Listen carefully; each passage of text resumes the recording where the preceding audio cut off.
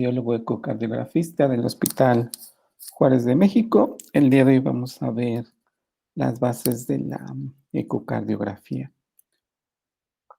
El ecocardiograma es un equipo que genera ondas de ultrasonido mediante un transductor formado de material piezoeléctrico, el cual tiene la capacidad de generar ondas, más bien de activarse con ondas electrónicas y generar una onda mecánica que viaja a través de nuestro cuerpo y que al chocar con diferentes densidades de tejido genera ecos que el mismo transductor con material piezoeléctrico transforma de energía mecánica a una energía electrónica y que nos da la imagen que observamos en las pantallas de ultrasonido. El ultrasonido nos permite obtener cortes tomográficos de el corazón desde diferentes vistas. Las vistas que utilizamos son la vista paraesternal izquierda, en menor cantidad la vista paraesternal derecha, la vista supraesternal para ver el arco aórtico, la vista subcostal para ver el corazón de la parte inferior hacia arriba y la vista apical. Entonces, ¿qué quiere decir esto? Que nosotros colocamos el transductor a un lado del esternón izquierdo, a un lado del esternón derecho, por arriba de la horquilla esternal, por debajo del apéndice sifoides y donde está localizada la punta del corazón para que mediante giros y angulaciones podamos obtener diferentes cortes tomográficos que nos enseñen el corazón en su totalidad. Si yo coloco mi transductor a un lado del esternón, la vista más anterior que yo voy a obtener es la del ventrículo derecho y la vista más posterior que yo voy a obtener es de la aurícula izquierda. Si yo metiera una sonda transesofágica a través del esófago, la vista más proximal que voy a tener va a ser de la aurícula izquierda y la vista más distal que voy a obtener es del ventrículo derecho. Entonces, una vez que yo coloco mi transductor en las diferentes posiciones con giros y angulaciones, voy a obtener imágenes del corazón que pueden ser en su eje largo, en su eje corto o las vistas apicales. Entonces, de esta manera yo obtengo una visión del corazón pues casi completa y en la mayoría de las veces podemos observar la totalidad de los componentes del corazón. Entonces vean aquí cómo se coloca el transductor paraesternal izquierdo y con diferentes giros obtenemos un eje largo, aquí colocando el transductor a nivel de la punta del corazón para obtener las vistas apicales, aquí supraesternales y aquí subcostales. Entonces, ¿qué tenemos aquí? Tenemos una vista paraesternal izquierda del corazón en un eje largo, donde podemos observar la aorta, la válvula mitral, la cavidad ventricular izquierda, la cavidad ventricular derecha, entre estas, pues el septum interventricular y la pared posterior. Dependiendo si el corazón está en diástole, pues las válvulas, en este caso la mitral está abierta y la válvula aórtica está cerrada, y si está en sístole, pues la válvula mitral está cerrada y la válvula aórtica se encuentra abierta. Entonces, este es un eje largo paraesternal y aquí vemos en vivo la imagen, ¿no? Aurícula izquierda, aorta, ventrículo derecho, que es la parte más anterior. Aquí tenemos su pared, septum interventricular, que divide la cavidad ventricular derecha del izquierdo, cavidad ventricular izquierda, pared posterior del ventrículo izquierdo, válvula mitral con una valva anterior, una valva posterior, cuerdas tendinosas, músculos papilares. Válvula aórtica cerrada, abierta, cerrada, abierta.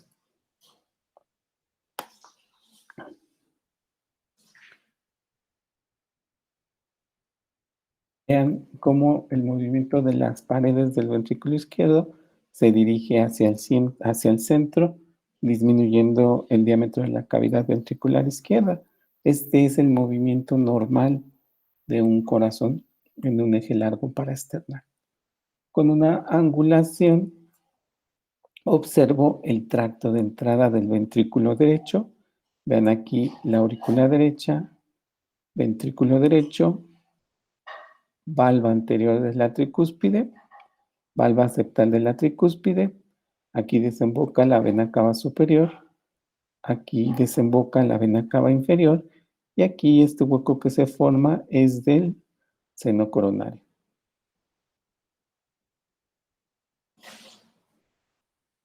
Girando mi transductor 90 grados de mi eje largo, obtengo un eje corto del ventrículo izquierdo. Vean aquí cómo en medio se observa la válvula mitral. Vean el ventrículo izquierdo como tiene una forma circular. Cuando éste se mueve, pues disminuye el diámetro de la cavidad de una manera sincrónica. Y vean cómo el ventrículo derecho tiene forma de media luna que abraza al ventrículo izquierdo. Esta es la forma normal de un corazón en un eje corto a nivel de la válvula mitral.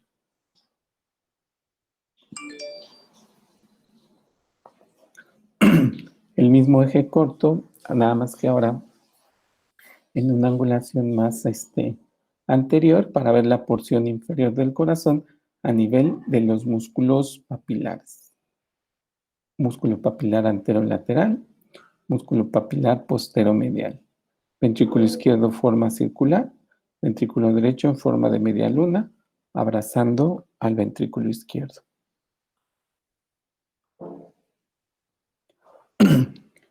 Y esta es una angulación que nos permite ver lo que nosotros le llamamos la vista de los grandes vasos. Aquí tenemos la salida de la aorta. Esta es la válvula aórtica que tiene tres valvas. La coronariana izquierda, la coronariana derecha y la no coronariana. Este es el ventrículo derecho. Este es el tracto de salida del ventrículo derecho. Aquí está la válvula pulmonar y aquí se insinúa la arteria pulmonar. Esta es la aurícula izquierda, esta es la aurícula derecha y esta es la válvula tricuspide.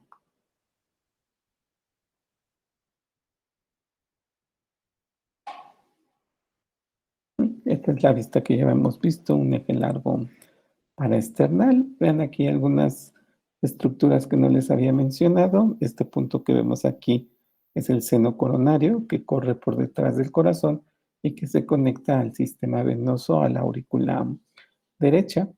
Este punto que vemos aquí es la aorta en su porción descendente.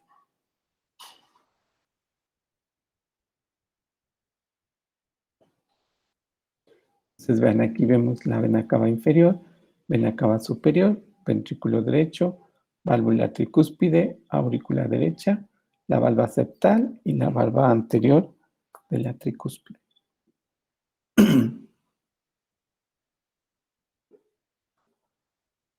La misma estructura, nada más que en movimiento.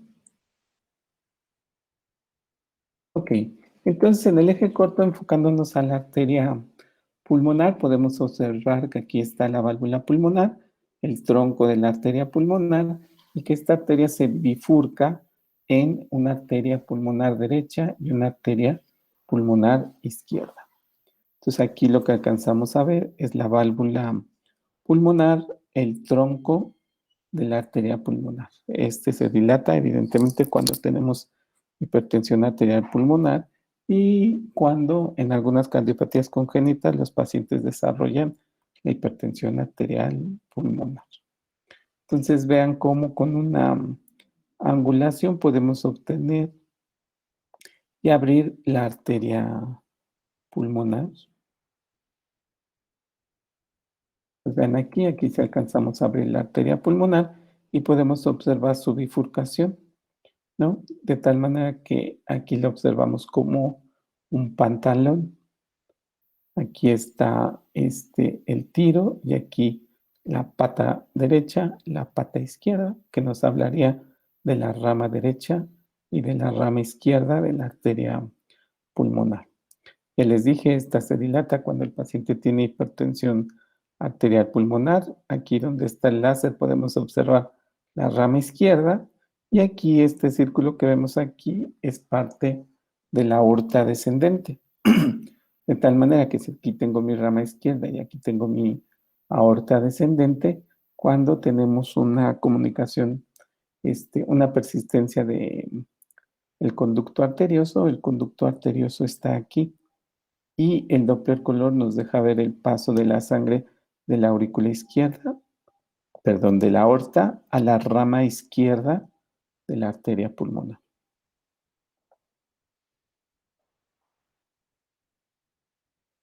Eje corto a nivel de la válvula mitral que nos deja ver su valva anterior, su valva posterior. Vean cómo se abre la válvula y con el ecocardiograma, congelando esta imagen, yo puedo obtener el área valvular mitral haciendo una evaluación directa del área de la válvula mitral por planimetría.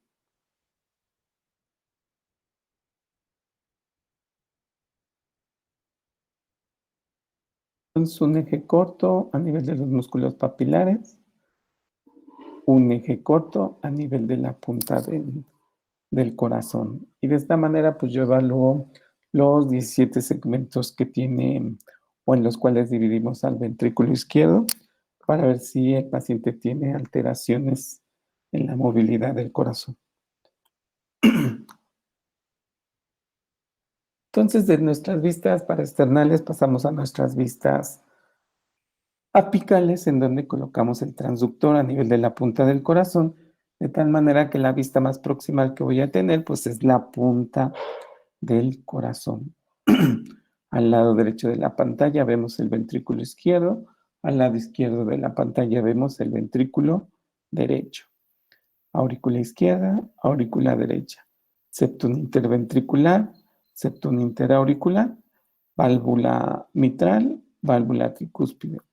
La valva septal de la tricúspide, la valva anterior, la valva anterior de la mitral, la valva posterior.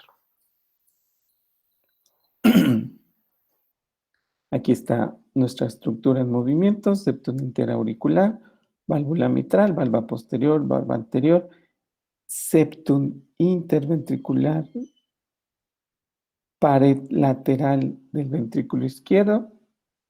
Vean cómo esta movilidad es normal. Ambas paredes, tanto la lateral como la septal, se dirigen hacia el centro y disminuyen el diámetro de la cavidad.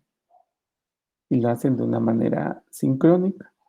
Entonces, esta movilidad pues se pierde cuando los pacientes se infartan o tienen otro tipo de alteraciones como la hipertensión arterial pulmonar. Entonces, vean cómo el ventrículo izquierdo es más grande que el ventrículo derecho. Esa es su relación normal. Cuando el ventrículo derecho adquiere el mismo tamaño del ventrículo izquierdo, podemos decir que el paciente ya tiene dilatación moderada del ventrículo derecho.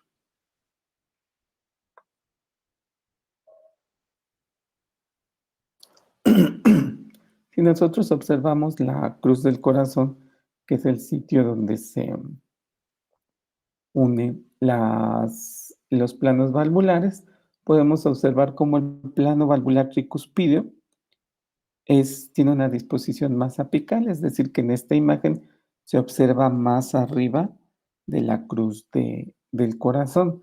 Esa es su situación normal. Vean cómo el ventrículo izquierdo tiene sus músculos papilares, tiene unas pequeñas trabéculas, pero no está trabeculado como el ventrículo derecho, el cual en su punta presenta una trabécula septomarginal o banda moderadora, que es lo que nos diferencia el ventrículo derecho del ventrículo izquierdo. Entonces, ¿cuáles son estas diferencias? La presencia de una banda moderadora y la disposición más apical de la válvula tricúspide. Entonces, si un paciente tiene al revés su corazón y el ventrículo derecho lo tuviera de este lado, del lado izquierdo, veríamos la banda moderadora y veríamos la disposición más apical de la válvula tricúspide, porque los ventrículos siempre cargan con su válvula. Entonces, si el ventrículo izquierdo estuviera del otro lado, pues siempre tendría su válvula mitral. Con una ligera angulación de nuestra vista de 4 cámaras, sacamos una quinta cámara, que es la aorta, y de esta manera podemos observar velocidades del tracto de salida del ventrículo izquierdo y alteraciones a nivel de la aorta, tanto a nivel valvular como supravalvular, ¿no? Aquí tenemos la vista, tracto de salida del ventrículo izquierdo, válvula aórtica, aurícula izquierda, aurícula derecha, ventrículo derecho, ventrículo izquierdo, septum interventricular, cuerdas tendinosas, músculos papilares.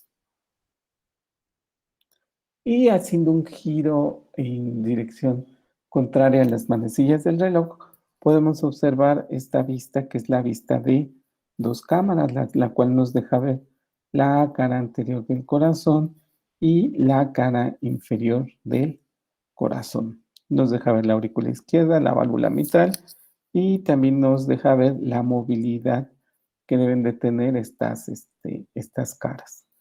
Entonces vemos, aquí tenemos la cara anterior, aquí tenemos la cara inferior.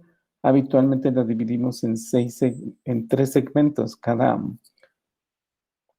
cara, de tal manera que tenemos segmentos basales, segmentos mediales y segmentos apicales de la cara inferior y de la cara anterior.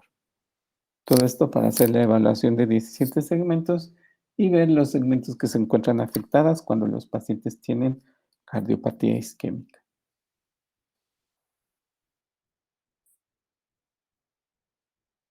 Nuestra vista apical de 3 cámaras, en donde podemos observar el tracto de salida del ventrículo izquierdo, aurícula izquierda, aorta, válvula aórtica, válvula mitral, su valva anterior, su valva posterior, cuerdas tendinosas, músculos papilares.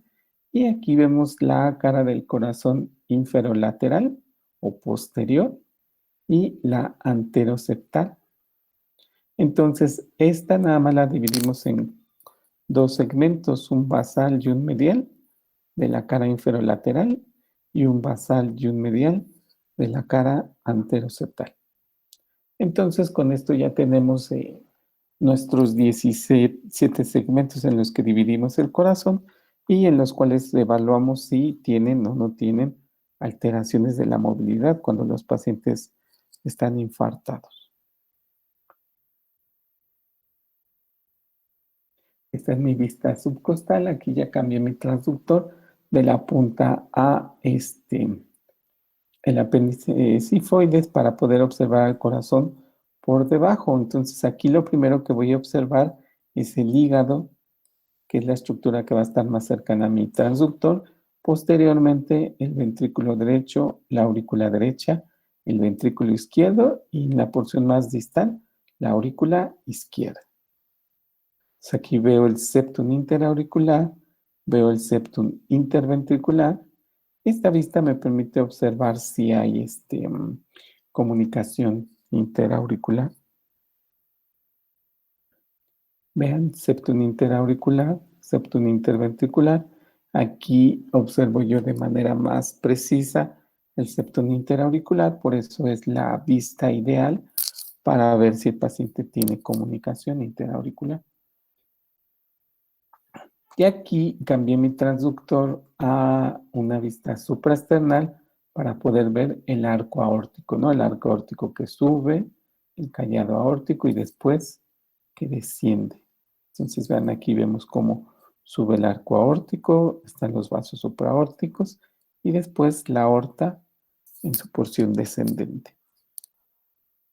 Entonces, con una angulación, pues vería una vista de un eje largo de la arteria pulmonar. Esta vista también me sirve para ver si existe comunicación entre la aorta y la arteria pulmonar izquierda cuando los pacientes tienen persistencia del conducto arterioso, o me permite evaluar si hay una obstrucción a nivel de la aorta descendente cuando los pacientes tienen coartación aórtica. Vean esta vista: aorta ascendente, callado aórtico, vasos supraórticos, aorta descendente. Ok, entonces todo esto es el ecocardiograma bidimensional, pero antes de que existiera el ecocardiograma bidimensional, los ingenieros que crearon el ultrasonido primero crearon el modo M. El modo M es un modo en movimiento en donde anteriormente no se podía ver la imagen del eco bidimensional y el modo M, de tal manera que solo se veía el modo M. Actualmente, pues, todas las máquinas pueden poner un modo bidimensional junto con el modo M y podemos observar el movimiento de donde yo ponga mi cursor. En este caso, esta línea punteada, que es el cursor, está colocado sobre la aorta y sobre la aurícula izquierda. De tal manera que yo aquí veo el movimiento de la aorta y el movimiento de la aurícula izquierda.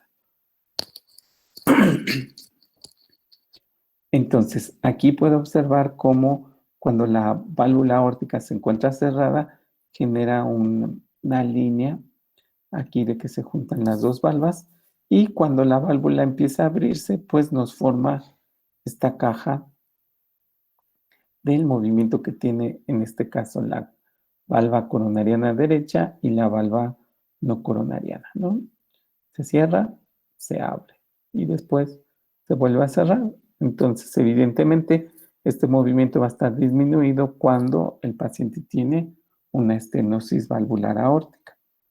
Y la mayoría de las veces las patologías de corazón nos generan alteraciones en los diámetros de las cavidades, de tal manera que el modo M nos va a permitir medir el diámetro de la aorta, el diámetro de la aurícula izquierda, y evidentemente, dependiendo de la patología, pues estas pueden estar crecidas, dilatadas, ¿no? De tal manera que sus diámetros aumentan.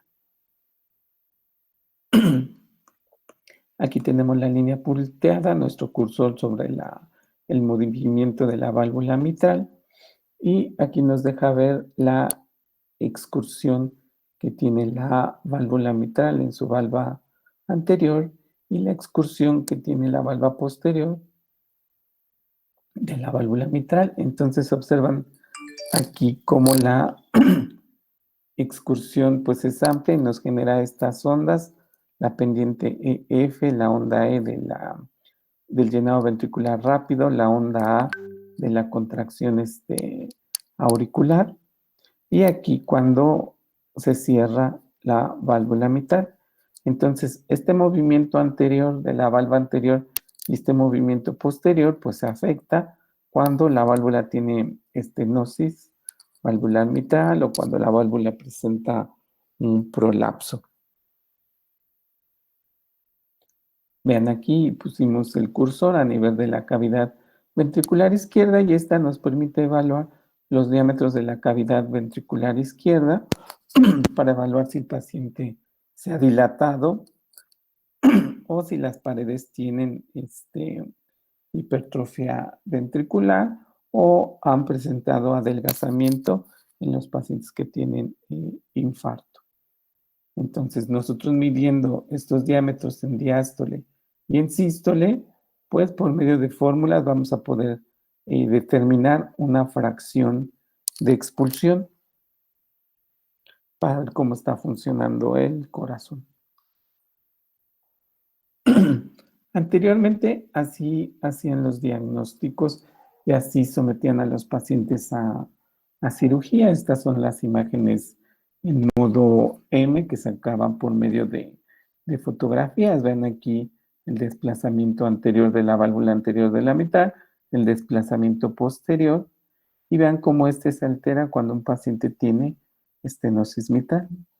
Entonces disminuye la excursión y el movimiento de la valva posterior, en lugar de ser posterior, se convierte en un movimiento anterior. Entonces, esta es una válvula normal, este es un paciente con estenosis mitral y este es un paciente con estenosis mitral y la presencia de un trombo, que son estos ecos que se generan aquí y que obstruyen la válvula mitral.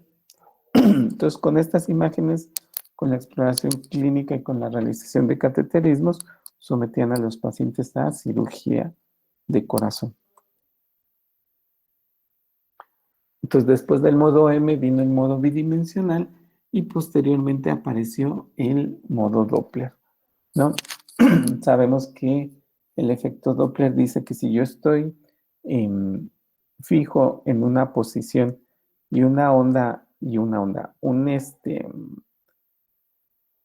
aparato que genere una onda de sonido, si se dirige hacia donde yo estoy, la escucho con una mayor intensidad, de tal manera que me genera una onda positiva.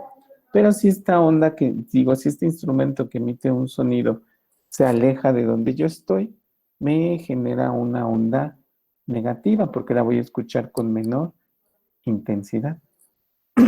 Entonces, eso es lo que nosotros hacemos con el transductor. Dirigimos ondas de ultrasonidos, en este caso a los eritrocitos, y si esos eritrocitos se acercan a donde está el transductor, pues nos van a generar ondas positivas. Y si se alejan de donde está el transductor, pues nos va a generar ondas negativas.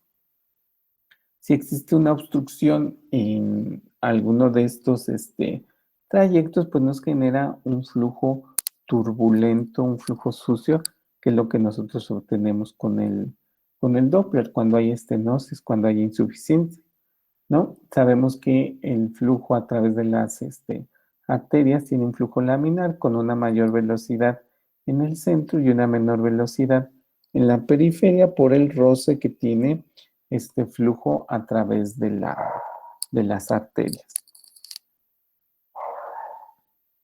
Entonces veamos aquí cómo pongo mi cursor a nivel de la válvula mitral y podemos observar el flujo transvalvular mitral, el cual tiene dos componentes. La onda E del llenado ventricular rápido y la onda A de la contracción auricular. Observen aquí cómo el flujo de la onda E es mayor que el de la onda A y esta relación se pierde cuando el paciente presenta disfunción diastólica, en donde se invierte la onda E es más pequeña por el aumento de presión que hay en la cavidad ventricular izquierda y la onda A aumenta su velocidad porque la contracción auricular se hace más enérgica. Entonces, si un paciente presenta fibrilación auricular, pues pierde esta onda A, que es la contracción auricular, es alrededor del 30% del gasto cardíaco, con lo que contribuye la contracción auricular. Entonces, si tenemos un viejito de 60 años que cae en fibrilación auricular y además hace un episodio de taquicardia, por eso los pacientes caen en falla cardíaca. ¿Ok? Entonces aquí pongo el cursor a nivel del tracto de salida del ventrículo izquierdo y lo que obtengo es una onda sistólica del flujo transvalvular aórtico. Entonces ven aquí, mi cursor está sobre la válvula aórtica y me da un flujo sistólico normal. Si esta válvula tiene una estenosis, la velocidad con que sale este flujo va a estar aumentada, como en este caso, ¿no? El flujo se hace sucio, turbulento y la velocidad es 1, 2, casi 3 metros por segundo, cuando habitualmente no sobrepasa el metro y medio. Y en este caso, con el Doppler continuo, estoy verificando que el paciente tiene un flujo sistólico con velocidad aumentada y un flujo de regurgitación aórtica, ¿no? Lo cual habitualmente pues no debe de suceder. En la diástole la válvula aórtica está cerrada y no hay regreso de flujo, salvo cuando el paciente tiene insuficiencia aórtica.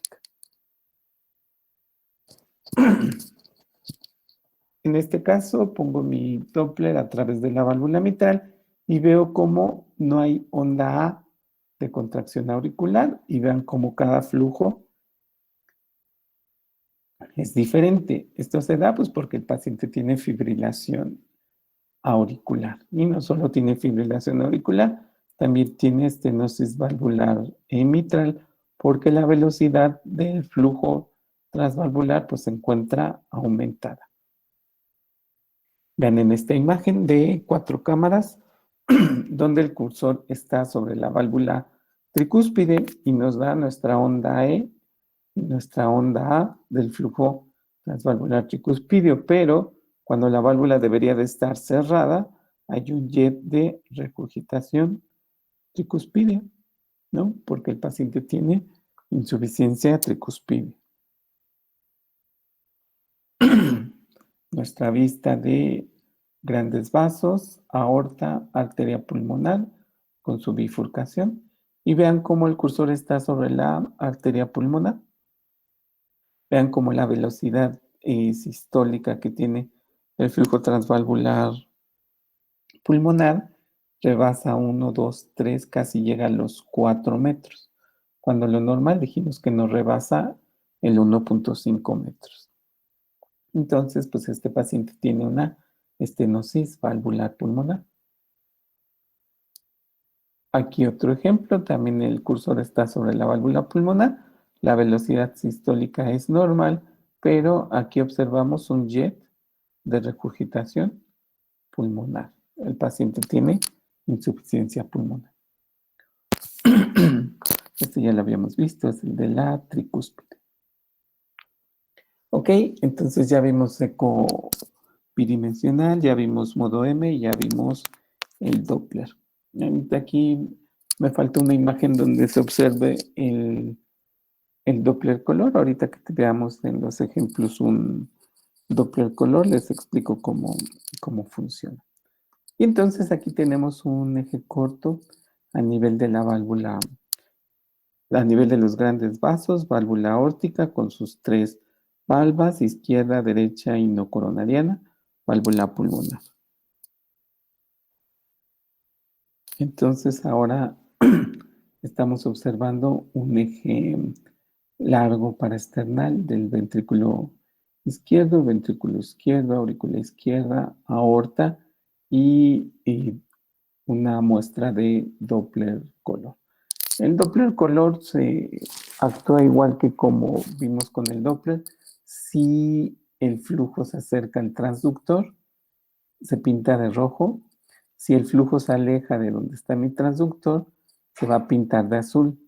Si la velocidad del flujo rebasa la velocidad que yo tengo aquí, que es mi límite Nyquist, entonces me va a generar un mosaico de colores en donde puedo ver amarillo, verde, rojo, azul, porque la velocidad está aumentada.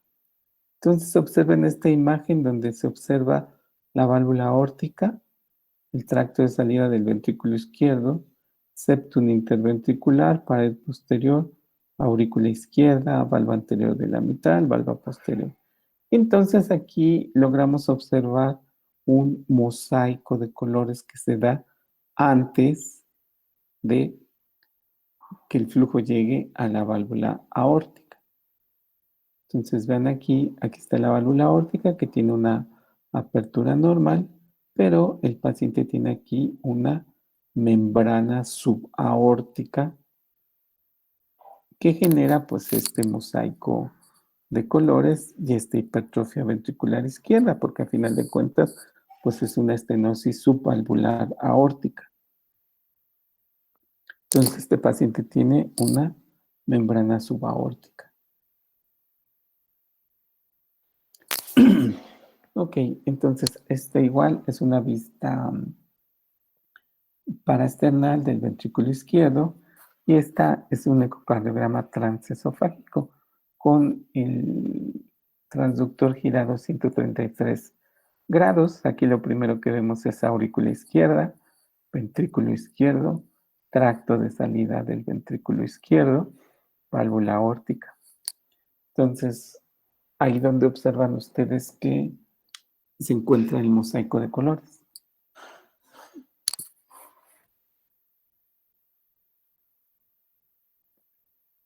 Abajo de la válvula, en la válvula, arriba de la válvula. Es arriba de la válvula, ¿no? Ok, entonces aquí está el plano valvular. Habíamos enseñado una estenosis subvalvular y aquí el mosaico de colores está por arriba de la válvula aórtica. Esta es una estenosis supravalvular aórtica. Vean aquí es donde se forma el mosaico de colores.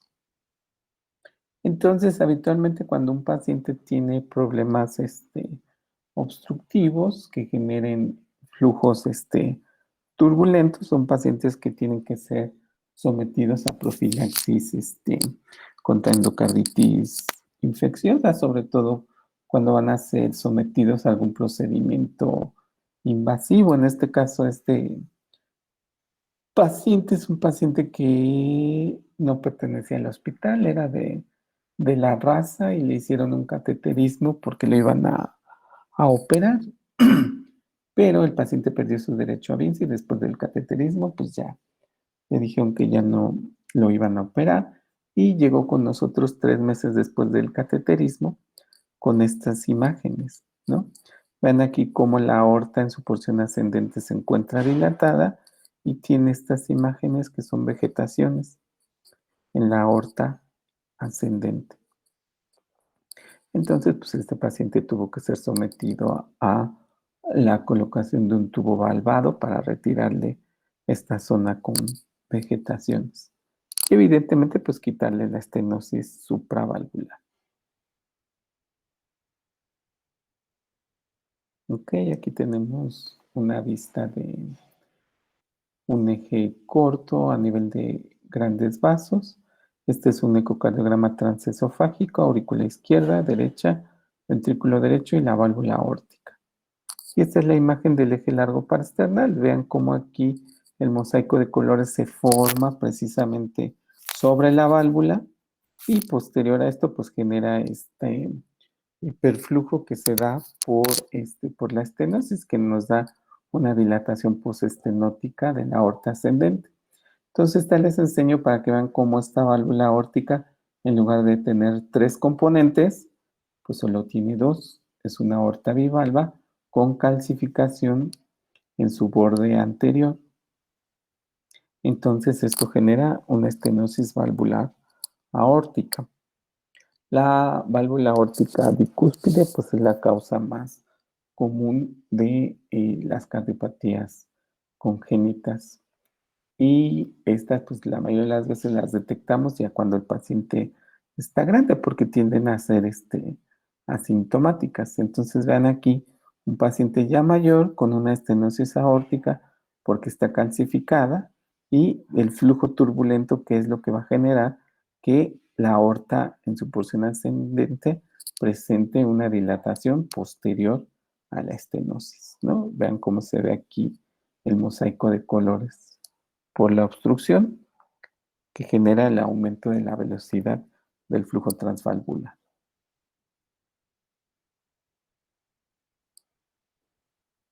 Ok, entonces aquí alcanzamos a ver que el paciente tiene una estenosis aórtica, pero también le genera un jet de regurgitación. Es decir, que el paciente tiene una doble lesión aórtica, estenosis con insuficiencia. Vean cómo por la estenosis la pared ventricular pues se encuentra gruesa, hipertrófica. Entonces el ecocardiograma eh, transesofágico pues nos deja ver con una mayor definición la válvula aórtica y en este caso pues nos deja ver que tiene 2 valvas, ¿no? Una valva anterior, una valva posterior. Y aquí si son observadores pueden ver cómo esta válvula tiene 4 componentes, uno, dos, tres, 4. Entonces aquí tenemos una válvula bicúspide y aquí tenemos una válvula cuadricúspide, que esta pues inicialmente genera insuficiencia y después estenosis, y esta la mayoría de las veces genera una insuficiencia valvular aórtica.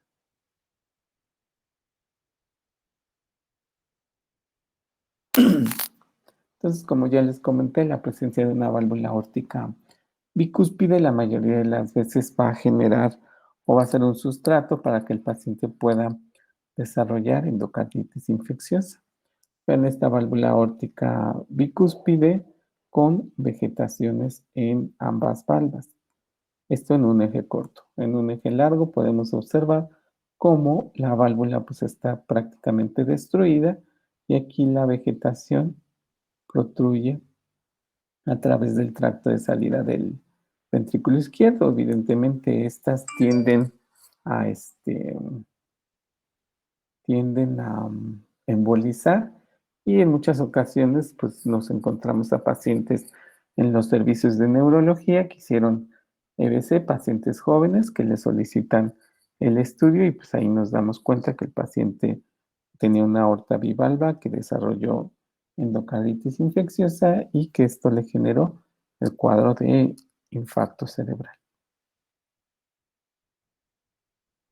Vean aquí el Y de regurgitación por la insuficiencia valvular aórtica, en este caso por una cardiopatía reumática.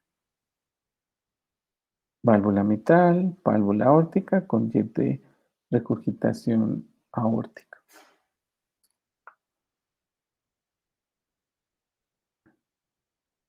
Aquí se hace de manera más evidente, la válvula ya está calcificada y te genera un Y de regurgitación que prácticamente llega hasta la punta del ventrículo izquierdo.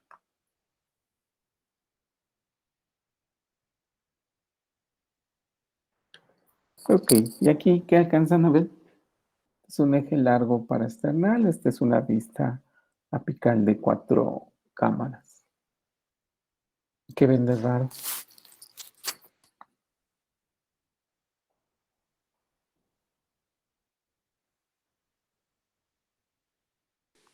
¿Están al mismo nivel en la cruceta los dos valvas?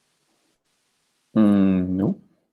Aquí lo que estamos observando es la válvula mitral. La válvula mitral no tiene una apertura normal, incluso tiene aquí puntos de calcificación. La valva posterior está fija, la valva anterior tiene apertura en domo, la aurícula izquierda está dilatada y la cavidad ventricular izquierda es normal o incluso más pequeña. Esto pues porque el paciente tiene una estenosis mitral. Entonces aquí en esta imagen que ya no...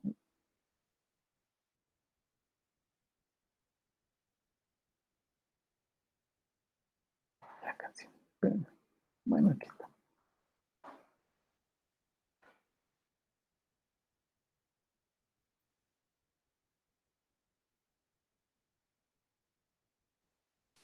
Si no, quita el puntero doc y con el cursor le...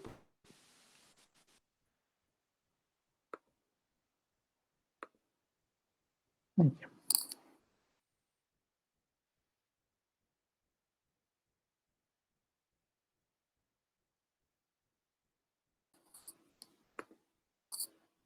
Pues ya ese chiquillo está. Bueno. Entonces aquí lo que queríamos demostrar es que la valva posterior está fija, la valva anterior tiene apertura en domo, ¿no? Aquí vean, valva posterior fija, valva anterior con apertura en domo, el paciente tiene estenosis mitral, la aurícula izquierda se dilata, vean aquí el trazo electrocardiográfico, como el paciente está en fibrilación auricular y eso genera estasis a nivel de la aurícula izquierda y en este caso la presencia de un trombo en la aurícula izquierda que corroboramos en esta vista de 4 cámaras, ¿no? Que el paciente tiene un trombo a nivel de la aurícula izquierda. Entonces también es común que en pacientes con infartos cerebrales jóvenes puedan tener estenosis mitral por cardiopatía reumática.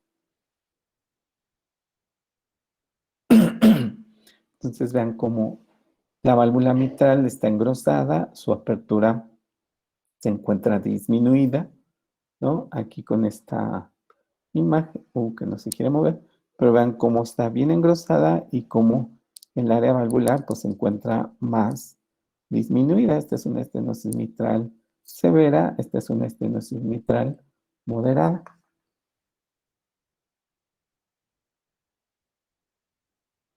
Entonces, pacientes que sometemos a ecocardiograma transesofágico cuando tienen estenosis mitral. ¿Por qué? Porque la probabilidad de que encontremos un trombo, pues es alta, ¿no? En este caso, aurícula izquierda, esta es la orejuela de la aurícula izquierda y aquí vemos cómo hay la presencia de un trombo en un paciente que de primera instancia pues no se veía, pero que vean cómo aquí a nivel de la válvula se observa un efecto de contraste espontáneo o de humo, lo cual nos indicaba que tendríamos que ver la orejuela izquierda para descartar que no tuviera un trombo. ¿Por qué? Pues porque la orejuela se tiende a dilatar y aquí la velocidad con que circula la sangre es menor.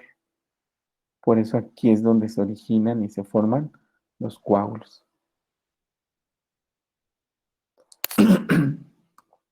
Un paciente con cardiopatía reumática con un Y de regurgitación mitral por insuficiencia mitral. Entonces vean aquí cómo el flujo tiene que ir de la aurícula izquierda al ventrículo izquierdo, nos genera este mosaico rojo, pero al cerrar la válvula y no cerrar de manera completa, se regresa con mayor velocidad, por eso nos genera este mosaico azul, amarillo, verde que vemos aquí, cuando habitualmente pues no debería de existir, ¿no? Vean aquí cómo la aurícula izquierda pues está neurismática y cómo el Y de regurgitación baja y llega hasta el techo de la aurícula izquierda, incluso yéndose al flujo de las venas pulmonares, ¿no? Valva posterior fija, valva anterior con apertura en domo. Entonces, estenosis mitral, insuficiencia mitral. Y este es un ecocardiograma transesofágico con una vista de dos cámaras, aurícula izquierda, ventrículo izquierdo, valva anterior de la mitad, valva posterior de la mitad. Entonces vean aquí cómo la valva posterior no cierra en el mismo plano. Se pasa y queda este hueco que me genera este jet de regurgitación excéntrico, que va y se pega a todo el techo de la aurícula izquierda. La sola presencia de este flujo me dice que este problema es una insuficiencia mitral severa. ¿Ok? Ok. Y aquí que observamos, aquí ya cambiamos de canal, ya no estamos viendo alteraciones valvulares, aquí estamos viendo alteraciones en la movilidad del corazón. Entonces, este es un eje largo parasternal, septum interventricular, pared posterior del ventrículo izquierdo, septum interventricular, pared posterior. Este, esta es una vista apical de 3 cámaras, anteroseptal, inferolateral. Entonces vean cómo aquí el corazón más o menos tiene una movilidad normal, pero vean cómo aquí el septum incluso se encuentra más blanco, más hiperrefringente, sin moverse. Vean cómo la porción basal de la cara inferior pues tiene un movimiento que pudiera ser normal, pero el segmento medio pues no se mueve, ¿no? En un paciente que tiene un infarto septal e inferior. O este que igual su segmento basal de la cara inferolateral se mueve normal, pero el medial no se mueve y el septum pues no se mueve en sus tres. Bueno, el anteroseptal no se mueve en sus dos segmentos. Entonces, estos son diferentes ubicaciones de infartos en los pacientes que tienen cardiopatía isquémica. Ahora, y el eco nos ayuda cuando sospechamos que un paciente tenga tromboembolia pulmonar, pues sí. ¿Por qué? Pues porque nos deja ver alteraciones en la movilidad del lado derecho del corazón. Entonces, en pacientes inestables que llegan con hipotensión o choque, la probabilidad de tromboembolia pulmonar es alta y la realización del ecocardiograma nos puede justificar trombolizar a este tipo de pacientes. Entonces vean, este es un eje largo paraesternal, un ventrículo izquierdo que se ve pequeño, la movilidad no es normal, el ventrículo derecho es más grande que el ventrículo izquierdo y esto nos habla de hipertensión arterial pulmonar aguda. Entonces, esto que vemos aquí nosotros es el movimiento septal paradójico y la interdependencia ventricular del septum ventricular que se da cuando un paciente tiene tromboembolia pulmonar. Vean en este eje corto del paciente cómo el ventrículo izquierdo pierde su forma circular, lo cual te habla de una sobrecarga de presión del ventrículo derecho. Vean cómo en lugar de tener la forma circular, parece una D. El ventrículo izquierdo adquiere una forma de D por esta interdependencia ventricular. Y en algunas ocasiones, pues logramos observar trombos, ¿no? En este caso, un trombo a nivel de la bifurcación de la arteria pulmonar. ¿Qué nos va a generar la tromboembolia pulmonar? Pues hipertensión arterial pulmonar, súbita, dilatación de cavidades derechas, dilatación de ventrículo auricular, dilatación del anillo y un jet de regurgitación tricuspidea, con el cual pues vamos a poder medir la presencia de hipertensión pulmonar. Entonces, vean aquí cómo la movilidad de la pared libre del ventrículo derecho se encuentra disminuida y vean cómo la punta se mueve más. Ese es el signo de McConnell, que es una hipercinesia apical acompañada de una hipocinesia o acinesia de la pared lateral del ventrículo derecho. En pocas ocasiones logramos observar trombos en tránsito, ¿no? Este es de un paciente que tiene trombos a nivel del ventrículo derecho. Trombo a nivel del ventrículo derecho en el ecotransesofágico. Entonces, eso con tromboembolia pulmonar nos deja ver si el paciente tiene disfunción de ventrículo derecho y en el hospital no se cuenta con servicio de hemodinamia para poder hacerle una endarterectomía o eliminar el trombo, pues nos puede ayudar para que nosotros decidamos trombolizar al paciente. ¿Ok? Y otras patologías donde nos deja ver la utilidad del ecocardiograma es, por ejemplo, en el derrame pericárdico, ¿no? El cual, pues, el ecocardiograma tiene mucha sensibilidad y especificidad para su diagnóstico y lo podemos determinar en pacientes que están con hipotensión o disnea que no tengan una explicación clara, en pacientes con antecedentes de cáncer, dolor torácico o disnea, pacientes con falla cardíaca, pacientes con traumatismo torácico cerrado o abierto, pacientes que ya sabemos que son portadores de insuficiencia renal, en sospecha de pericarditis o en pacientes con lupus con dolor torácico o disnea. ¿No? Aquí tenemos unos ejemplos. Eje largo paraesternal. Vean aquí la pared posterior del corazón y aquí la presencia de un derrame pericárdico posterior. Este paciente pues, también tiene un derrame pleural, que es este que se ve aquí. Pero aquí se alcanza a ver el pericardio parietal y aquí el derrame. En este caso, este paciente con cáncer que tiene un derrame, pero en este caso principalmente anterior. Este es posterior, este es anterior.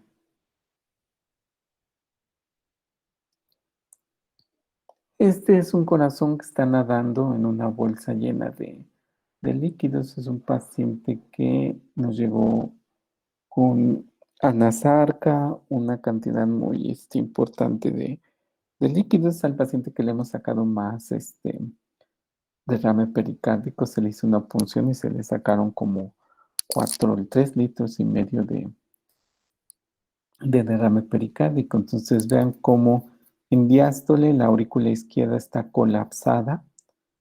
Entonces esto hace que los pacientes estén hipotensos, ¿no? Entonces vean cómo el flujo transvalvular tanto mitral como tricuspidio se encuentra alternante, a veces pasa mucho, a veces pasa poquito, eso es lo que genera la hipotensión arterial. Entonces el ecocardiograma nos puede ayudar a hacer el diagnóstico, a ver que existe colapso de cavidades, que este derrame se tiene que evacuar de manera urgente. En algunas ocasiones nos ayuda a que guiemos a los médicos para hacer la punción. Vean, aquí está el catéter en la cavidad pericárdica, ¿no? Aquí está el catéter, le decimos que está bien colocado y pues ya con esto el médico hace la aspiración del líquido y pues el derrame tiende a disminuir, ¿no? Aquí ya después de que se hizo la punción, disminuyó el derrame. Vean cómo sigue teniendo un poco de colapso, pero ya no es el mismo de cuando iniciaba. Entonces llamaba la atención pues que el paciente se le veía una tumoración a nivel de la unión auriculoventricular. Ya que le sacamos el líquido, nos dejó hacer este eco transesofágico, vimos la tumoración, la muestra de derrame pericárdico se mandó a patología y pues el paciente tenía un linfoma, ¿no? Ya se pasó a onco para su tratamiento. Bueno, eso con respecto al derrame pericárdico. Y aquí, ¿qué observamos? ¿Qué les llama la atención? Es un ecocardiograma transesofágico, aurícula izquierda, ventrículo izquierdo, aurícula izquierda, ventrículo izquierdo. Entonces, ¿qué les llama la atención?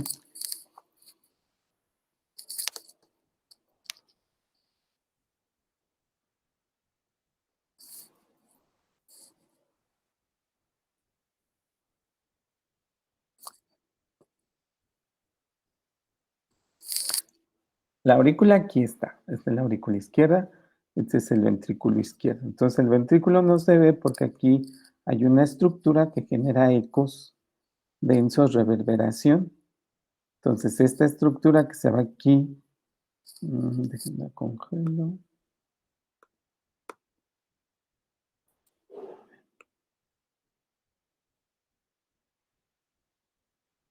Esta estructura que se ve aquí como un techo de las casas que hacemos cuando somos niños es una válvula mecánica, ¿no? En este caso, una válvula mitral mecánica.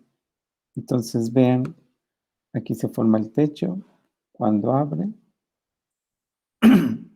Y vean cómo arriba de esta válvula pues hay un trombo. Entonces, el eco transesofágico te deja ver trombos a nivel de la cara auricular de la prótesis. En este caso, un paciente con falla cardíaca que llegó con disfunción de prótesis. Vean aquí cómo se ve el trombo que se mueve.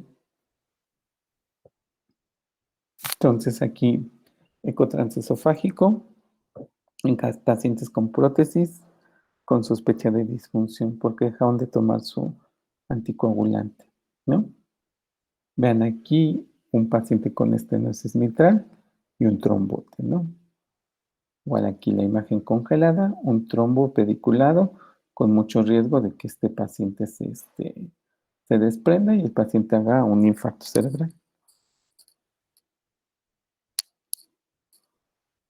Ya un caso parecido de una endocarditis aórtica por una aorta bivalva.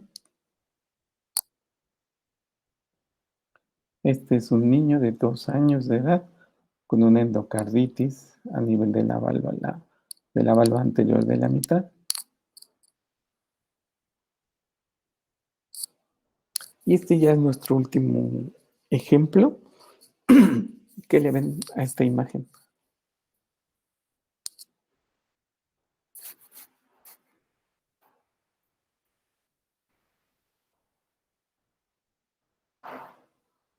¿Hay una comunicación? Auricular, ventricular. Auricular. Aquí está el septum interauricular. Entonces, habitualmente, si se dan cuenta, aquí como que se desaparece y eso es común porque la fosa oval tiene un tejido muy delgado, delgado, delgado, que en esta vista no siempre alcanzamos a observarlo. Entonces, siempre parece que aquí hay un agujero. Por eso a todos los pacientes le tenemos que hacer una vista subcostal para corroborar si tiene o no tiene comunicación interauricular. Entonces aquí lo que llama la atención es que no hay una pared ventricular. Y vean cómo la disposición de esta válvula es más apical, como si estuviera al revés el corazón. Entonces este paciente tiene una transposición de grandes vasos. Vean cómo aquí sale la arteria pulmonar, una arteria que se bifurca en una rama derecha y una rama izquierda. Y vean cómo aquí sale la aorta. Entonces este es un caso muy raro de una transposición de grandes vasos, ¿no? Entonces este sí es difícil, ¿no? Y casi no, afortunadamente casi no los vemos, pero entonces a la mayoría de los pacientes nosotros les hacemos pues inicialmente un electrocardiograma, costo pues como 300 pesos, 350 pesos. Después una placa de rayos X que más o menos debe de estar en el mismo costo. Después pues un ecocardiograma, ¿no?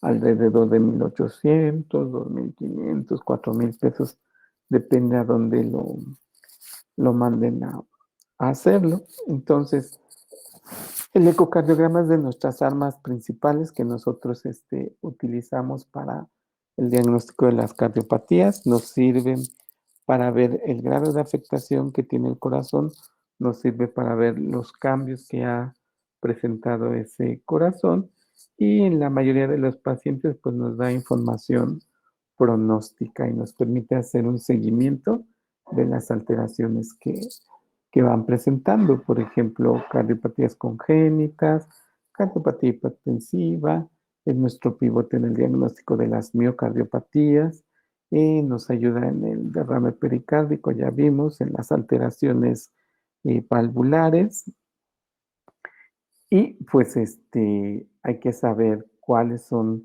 las estructuras que observamos, hay que ver y determinar, ahora que vayan a estudiar las patologías del corazón, pues a la mayoría les hacemos electrocardiograma y hay cambios en el electrocardiograma para el infarto, para la pericarditis, para la miocarditis, hay cambios en la placa de rayos X para el derrame pericárdico, para las cardiopatías congénitas. No es lo mismo una imagen de una comunicación interauricular en la placa que una persistencia de conducto arterioso o que una recoartación aórtica. Entonces, todas estas imágenes hay que aprendérnosla y igual hay que revisar cuáles son los cambios que se generan en el ecocardiograma.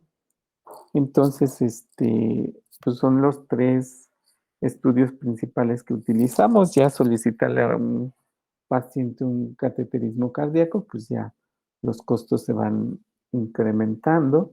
Lo mismo una resonancia magnética, ¿no? Que es otro de los estudios que utilizamos con frecuencia, pero pues con menor frecuencia, porque una resonancia magnética cuesta como 20, 25,000 pesos, 30,000 pesos, ¿no? Entonces, hay que saber utilizarlos y hay que saber cuándo se deben de utilizar, ¿ok? Entonces, aquí dejamos la clase y se ponen de acuerdo con la doctora Castellanos para que me avise cuando me toquen las siguientes clases. ¿Va? Claro que sí, doctor. Muchas gracias. Yo hablo con la doctora y también para avisarle. Bueno, sale pues chicos, cuídense, feliz Navidad. Feliz Navidad, doctor. Cuídese Gracias, mucho. igualmente, hasta Doctor, luego. igualmente.